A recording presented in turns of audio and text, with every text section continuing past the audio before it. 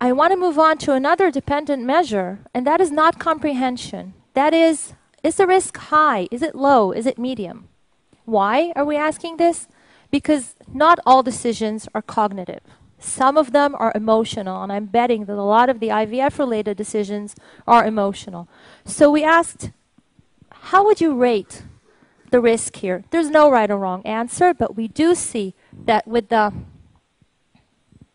probabilistic format, the red line, which denotes low, is substantially lower than it is for frequentist and visual presentation format. So if you receive the information in the frequentist format or the visual format, you're much more likely to think that your risk is low than if you received it in the probabilistic format.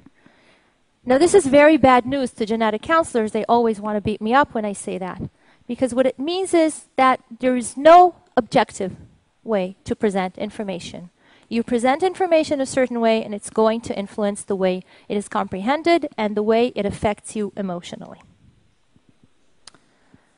Now, you can say, well, let's just ask the patients. Do you understand the information? Maybe they have an intuition. And the truth is, they don't have an intuition, because we asked, how clear is this information? How clear do you think it would be for a woman to decide whether it's good or bad when she receives the letter? And participants who received the information in the probabilistic format thought it equally clear as those with the frequentist format. But you can see that the results, the objective results, were very, very different. I'll gloss over very quickly information from the National Cancer Institute. This is about BRCA 1 and 2 testing for breast cancer. And what are the odds of the lifetime risk prevalence of developing breast cancer given these genes. We ran this study with older women, women over 45, for whom this is really relevant. It's more relevant than it is for students. Half of them chose the correct interpretation, which of course means that half of them chose the wrong interpretation, and the options are presented here.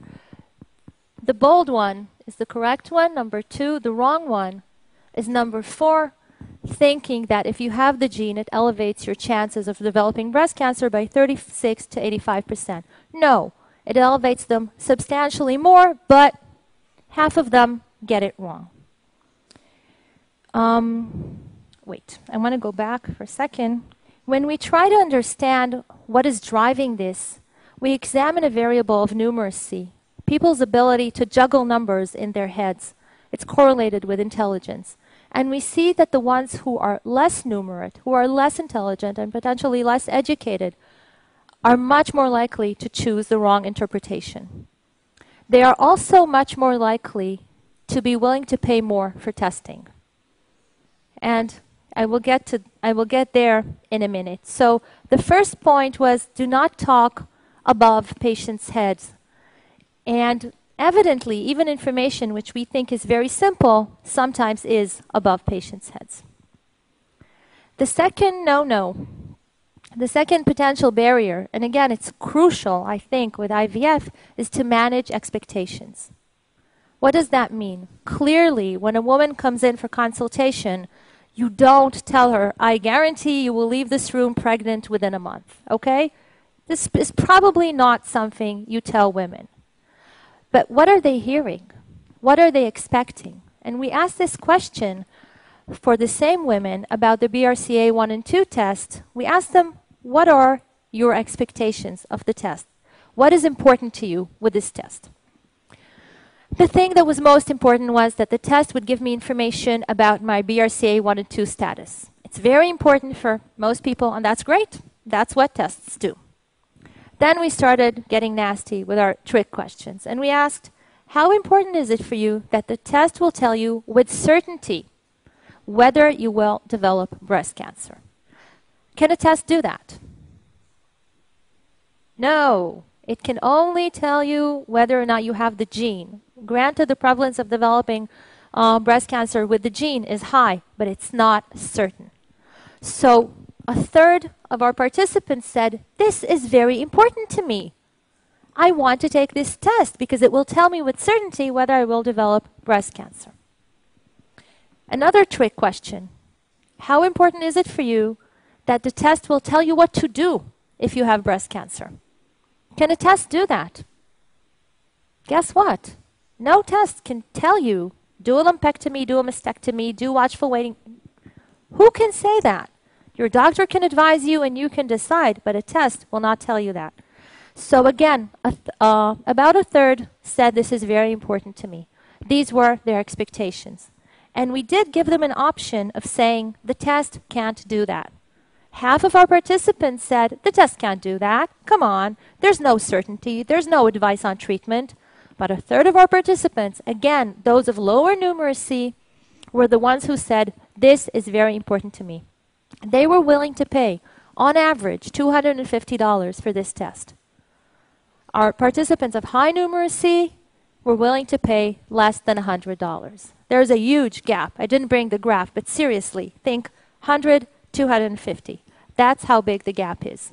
Because of these expectations and because people of lower numeracy find it much harder to cope with numbers. So the second no-no is manage expectations, because otherwise the patient will come back to you and say, so now tell me what to do, and now I have the gene and I know I'm going to develop breast cancer, and you have to undo all these expectations. The third no-no is the no-no of giving too much information. Why is that a bad thing, to give too much information? Because when you give a lot of information, it's very hard to tell which of this the patient will actually retain, what they will go home with. And I want to give an example, which you can think is very funny, or you can think is very sad, or maybe tragic comic, from a session where a patient, not even a patient, a relative of an Alzheimer's disease patient, was given her risk information. So she comes in for consultation, is a 59-year-old woman, and the first piece of news she receives is the genetic test came back, and you have 2 copies of the ApoE gene. One of them is the ApoE3, which is the benign one. One of them is the ApoE4. That's the bad one. That's associated with alleviated risk, elevated risk. So far, so good, right? And then they go on. That means your risk of developing Alzheimer's disease, your lifetime risk, is 52%. Your risk before we tested you, before the genetic testing, just because we know your father has Alzheimer's disease, is 29%. And that compares with about 10 to 15% chance in the population. The patient then asks, what would happen if I had 2 copies of the bad gene mutation of the ApoE4? And the answer is, well, it's around 60% chance of developing Alzheimer's. And then the geneticist says, but don't worry, because you've already lived through 7% of your risk. What is her risk of developing Alzheimer's disease?